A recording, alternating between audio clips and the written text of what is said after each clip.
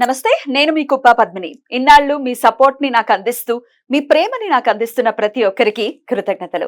ఇప్పుడు చూడబోతున్న ఈ వీడియో కూడా ఖచ్చితంగా మీకు ఉపయోగపడుతుంది. లైక్, షేర్ అండ్ సబ్స్క్రైబ్ చేసి మీ ఇష్టాన్ని అలాగే మీ సపోర్ట్ ని నాకు అందించండి. అలాగే ఈ వీడియో పట్ల మీ అభిప్రాయాన్ని కమెంట్ సెక్షన్ లో కమెంట్ చేసి నాకు తెలియజేయండి. నమస్తే. Welcome to our channel. నేను పద్మిని. ప్రస్తుతంతో పాటు ప్రముఖ ఆధ్యాత్మికవేత్త, వాస్తు జ్యోతిష పండితులు, లలిత ఉపాసకులు, వాస్తు జ్యోతిష శిక్షణ నిపుణులు బ్రహ్మశ్రీ నానాజీ పట్నాయక్ గారు మనతో పాటు ఉన్నారు. మాట్లాడతాం. సార్ నమస్తే. సార్ శ్రీమాత్రే నమః. సార్, ఇంట్లో ఎదిగిన కూతురు గనక ఉంటే, ఒక 17-18 ఏళ్ళు వచ్చిన అమ్మాయి ఇంట్లో ఉంది అని అంటే, ఇవాళ రేపు మనం చూసుకుంటుంటే తల్లిదండ్రుల గుండెల్లో రైళ్లు పరిగెడుతున్నాయి. ఏ క్షణం ఎలా ఉంటుందో తెలియదు. ఆ పిల్ల ఫోన్ స్విచ్ ఆఫ్ అయినా, ఇంటికి కరెక్ట్ టైంకి రాకపోయినా ఇంకంతే గుండె గుబేలమంటుంది ఆ తల్లిదండ్రులకి. అయితే రీసెంట్ టైమ్స్ లో ఇన్స్టాగ్రామ్ లో ఒక అమ్మాయికి ఒకడెవడో పరిచయం అయ్యాడు. 17 ఇయర్స్ అమ్మాయికి, ఇంకా మేజర్ కూడా కాదు. వాడు పరిచయం అయ్యాడు, వాడితో పాటు బయటికి వెళ్ళిపోయింది. వాడికి ఇంతకే పెళ్ళయింది. బయటకు వెళ్ళిపోయిన తర్వాత తెలిసిందిట వాడికి పెళ్ళైపోయిందని. నన్ను చేసుకుంటావా, తెలిసింది, నన్ను చేసుకుంటావా లేదా అని పిల్ల కొంచెం బెదిరించేసరికి చేసుకున్నట్ట. శుక్రవారం పెళ్లి చేసుకుని శనివారం చంపేశాడు ఆ పిల్లని. ఎంత కడుపుకోత తల్లిదండ్రులకి.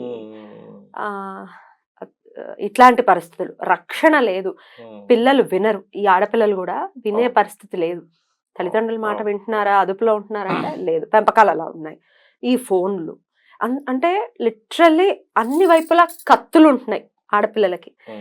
ఏ కత్తి వచ్చి ఎలా పొడుస్తుందో తెలియనటువంటి పరిస్థితి. వాళ్ళకి ఏదైనా వాళ్ళు వెళ్ళిపోతే అది ఓకే, గానీ తల్లిదండ్రులు భరించలేకుండా. ఈ ఆడపిల్లలకి రక్షణ కలగాలి, రక్షణ ఉండాలి. బయటకు వెళ్ళిన ఆడపిల్ల మళ్ళీ సేఫ్ గా తిరిగి రావాలి, చెప్పిన మాట వినాలి, చెడు స్నేహాలు చేయకూడదు. ఎడిక్షన్స్ నుంచి, phone is also an addiction, definitely. దీని నుంచి బయటపడాలి.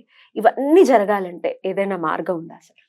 ఒకటండి, అంటే మీరు అన్నట్టుగా కొన్ని విషయాల్లో పెంపక లోపం ఉంటే, నేను కొన్ని జాతకాలు చూశాను. వాళ్ళ పెంపకం పర్ఫెక్ట్ గా పెంచుతారు.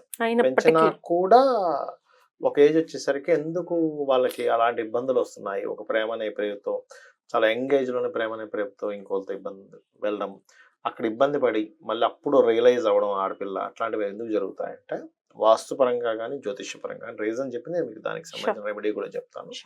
ఒకటి, ఎప్పుడు కూడా ఈ మధ్యకాలంలో చాలా మంది తెలియక ఉత్తరము, వాయువ్యం ఇటువైపు బాత్రూమ్స్ పెట్టుకుంటున్నారు. ఒకటి, వాయువ్యంలో లెట్రిన్ బాత్రూమ్స్ ఉండకూడదు, గుర్తుపెట్టుకోండి. ఎందుకంటే వాయువ్యం అనేటువంటి చంద్రస్థానం, చంద్రమా మనసో జాత అనేటువంటి మన వేదంలో ఉంటుంది. ఇప్పుడు చూడండి, మన మనసు స్థిమితంగా లేనప్పుడే మనం రాంగ్ డెసిషన్స్ తీసుకుంటాం. ఓకే, సో ఈ బాత్రూమ్స్ అనేటువంటివి ఏవైతే లెట్రిన్స్ ఉన్నాయో, కేతు సంబంధించిన కారకత్వం ఇది. సో మూన్కి ఎక్స్టెన్షన్, అంటే ఒకవేళ వాయువ్యం పెరిగినా, వాయువ్యంలో బాత్రూమ్స్ ఉన్నా, ఉత్తరం వైపు కూర్చొని దక్షిణం వైపు చూస్తున్నటువంటి కమోడ్స్ పెట్టుకున్నా కూడా ఈ దోషాలు ఎక్కువగా ఉంటుంది. ఉత్తరం వైపు కూర్చొని దక్షిణ వైపు చూస్తూ ముఖం చూస్తున్నట్టు అట్లా కూర్చోకూడదు బాత్రూంలో. అది మెయిన్ రీజన్. ప్లస్ వాయువ్యంలో, ఇది మెయిన్ గా ఆడపిల్లలు ఉన్నటువంటి ఇళ్లలో ఈ దోషం లేకుండా చూసుకోవాలని చెప్తాను. ఎందుకంటే నేను చాలా కేసెస్ స్టడీ చేశాను, చెప్పాను వాళ్ళకి.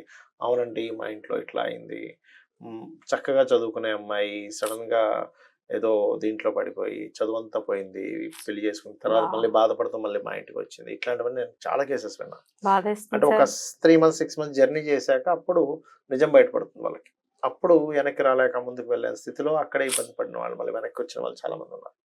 అదొకటి. రెండవది ఏంటంటే, మీరు అన్నట్టుగా చిన్నప్పటి నుంచి తల్లిదండ్రులకు సరైన అవగాహన లేక పెంపకం లోపం అయితే వాళ్ళ జాత చక్రం కూడా ప్రభావం చూపిస్తుంది. ఎలా అంటే, వాళ్ళకి మీరు ఎన్ని చెప్పండి, ఒక లవ్ మ్యారేజ్ యోగం ఉంది. లవ్ మ్యారేజ్ లో 2 రకాలు ఉంటాయి. ఒక మెచ్యూరిటీ లెవెల్స్ వచ్చిన తర్వాత ఉద్యోగం చేస్తూ ఒక మంచి పద్ధతి గల అమ్మాయి కావచ్చు, అబ్బాయి కావచ్చు, స్త్రీ పురుషులు ఇద్దరికీ ఉంటుంది. ఒక మంచి ఫ్యామిలీ, వాళ్ళు ఇష్టపడుతున్నారు, వాళ్ళ ఫ్యామిలీ వచ్చి వీళ్ళని అడిగారు, ఇద్దరు ఫ్యామిలీస్ ఒప్పుకున్నారు, ఇద్దరు ఇష్టపడుతున్నారని స్థిరపడిపోయారు. ఎడ్యుకేషన్ అంతా అయిపోయింది, ఒక ఏజ్ ఒక 20s 21, 22 అట్లా వచ్చింది, స్థిరపడ్డారు ఇద్దరు కూడా.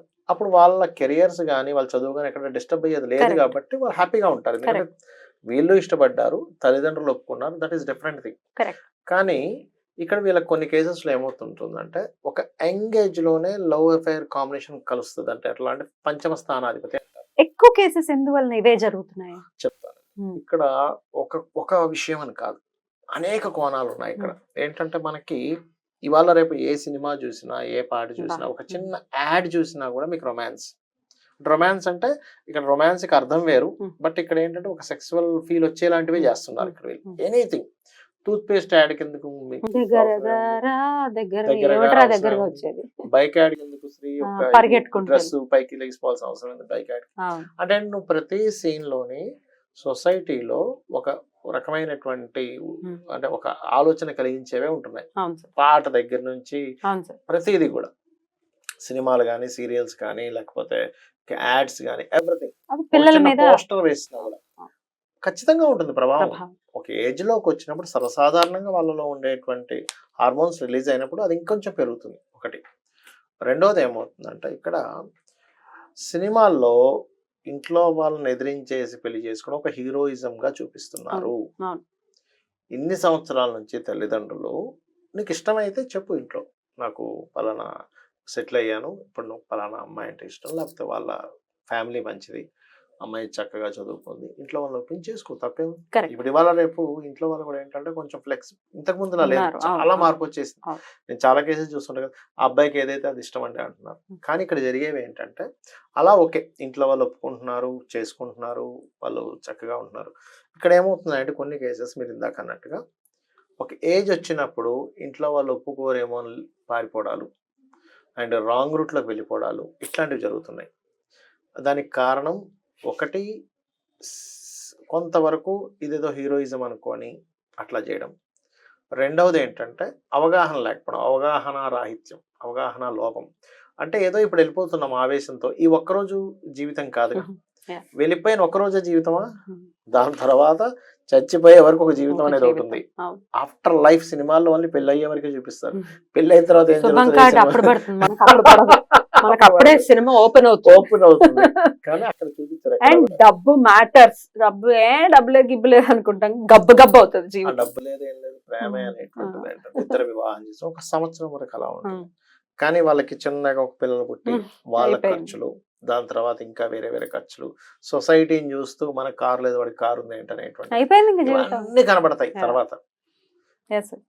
అది ఎంతో బ్రాడ్ మైండెడ్, నేను సింపుల్ గా బతుకుతాను, ఇవన్నీ నాకు సంబంధం లేదనుకుంటే ఎక్కడో కోర్టులో ఒకరు ఉంటారు. అలా కూడా ఉండే వాళ్ళు ఉన్నారు. పెళ్లి చేసుకొని నాకు డబ్బు మ్యాటర్ కాదని జీవించే వాళ్ళని కూడా నేను చూసాను, హ్యాపీగా ఉన్నారు వాళ్ళు. కానీ అందరూ అలా లేరుగా. నా ఉద్దేశం ఏంటంటే అందరూ అలా ఉంటే ప్రాబ్లం లేదు, సింపుల్ గా బ్రతుకుతాను, నాకు ఎక్కువ లగ్జరీ అక్కర్లేదని బ్రతుకుతే ప్రాబ్లమే లేదు. కానీ అలా లేదు కదా సొసైటీ. క్యాలిక్యులేషన్స్ ఖచ్చితంగా మారుతున్నాయి. దాని తర్వాత గొడవలు వస్తాయి. నువ్వేంటి సంపాదించట్లేదంటే, సరే నేను సంపాదించడం నీకు ముందే తెలుసు కదా, నా జీవితం ఇంతే తెలుసు కదా అని అబ్బాయి అంటాడు. అంటే ఇంతే ఉంటావా అంటది, గొడవలు వస్తాయి, విడిపోతారు.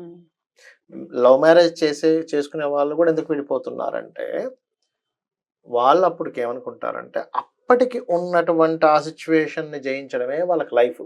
కానీ తర్వాత వచ్చేటువంటివి ఏవైతే ఉన్నాయో, సర్కమ్స్టాన్సెస్ ఏవైతే ఉన్నాయో, సిచ్యువేషన్స్ ఏవైతే ఉన్నాయో అవి వాళ్ళు క్యాలిక్యులేట్ చేసుకోరు, చెయ్యలేరు కూడా. రాదు.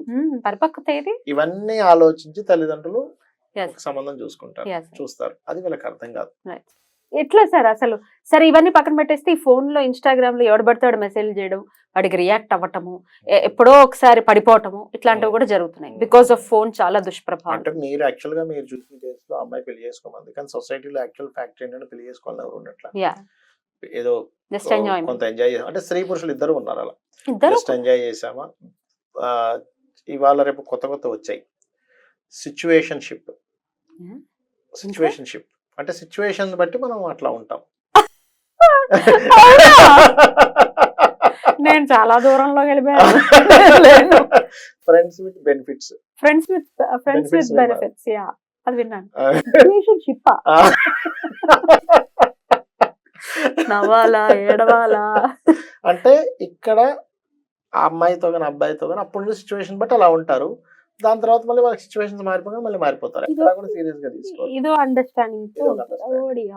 సార్ ఆడపిల్లని కన్నాను సార్, భయం వేస్తుంది సార్. ఏం భయపడక్కర్లే, ఆడపిల్లల కన్నా ఎవరు భయపడక్కర్లే, అబ్బాయిల కన్నా భయపడాలి. ఇప్పుడు ప్రపంచం అలా ఉంది. అయితే ఇది ఏంటంటే లవ్ ఈజ్ నాట్ బ్యాడ్. ప్రేమ ఎప్పుడు మంచిదే.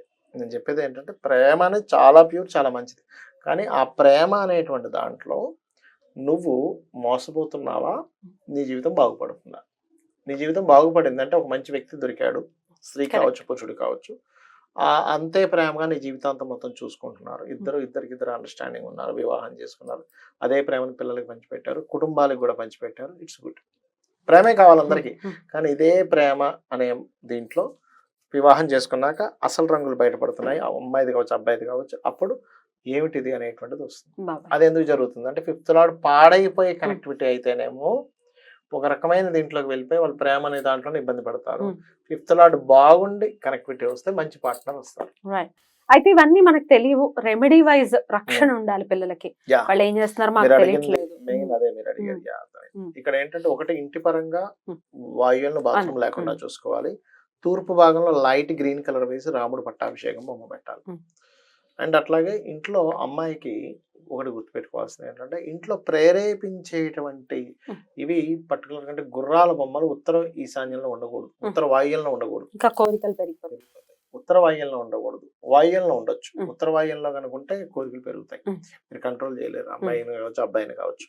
అంటే అమ్మాయిలు ఇంకో రకంగా, అబ్బాయిలు ఇంకో రకంగా, అంటే ఫ్రెండ్స్ తో తిరుగుతూ మందు కొడుతూ ఈ రకంగా వెళ్ళిపోతారు వాళ్ళు.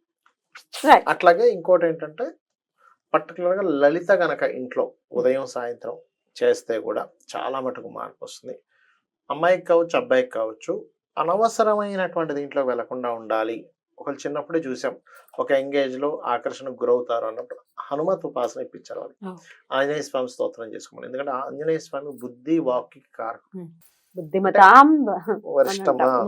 అదేంటంటే మీకు అక్కడ అర్థమైపోతుంది, వాళ్ళకి తెలిసిపోతుంటుంది. ఆంజనేయ స్వామి కాపాడుతాడు. అక్కడ ఎవరైనా ఈ అమ్మాయిని ఎవరైనా ట్రాప్ చేద్దాం అనుకుంటే అక్కడ ఆంజనేయ స్వామి వచ్చి అక్కడ ఎలాంటి మెలిక పెడితే వీళ్ళిద్దరి మధ్యని కట్ అవుతుంది అది చేస్తాడు.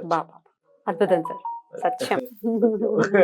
రైట్. సో హనుమంతుడి ఆరాధన విశేషంగా చేసుకో అంటే ఎట్లా సార్? హనుమాన్ చాలీసా తోట లేకపోతే ఇంకేమైనా ఎట్లా? హనుమాన్ చాలీసా లేకపోతే రాముడి మంత్రం. ఎందుకంటే శ్రీరామనామ రామేతి రమే రామే మనోరమే ఏదైతే ఉంటుందో అది చేసుకున్న రాముడు ఆంజనేయ స్వామి అక్కడ ఉంటాడు. ఇవి చేసుకోవచ్చు. రైట్. చాలా బ్యూటిఫుల్ గా ఎక్స్ప్లెయిన్ చేశారు. అందరి పిల్లలు కూడా ఏ తల్లి బిడ్డకి కూడా ఇటువంటి కష్టం రాకూడదు, అలాగే ఆ తల్లికి కూడా కష్టం రాకూడదు. డెఫినెట్ గా సంతోషవంతమైనటువంటి జీవితాలు ఉండాలి పిల్లలకి, ఆడపిల్లలైనా మగ పిల్లలైనా అని మనస్ఫూర్తిగా కోరుకుంటూ చాలా చక్కగా వివరించారు సార్. కృతజ్ఞతలు. నమస్తే. శ్రీమా.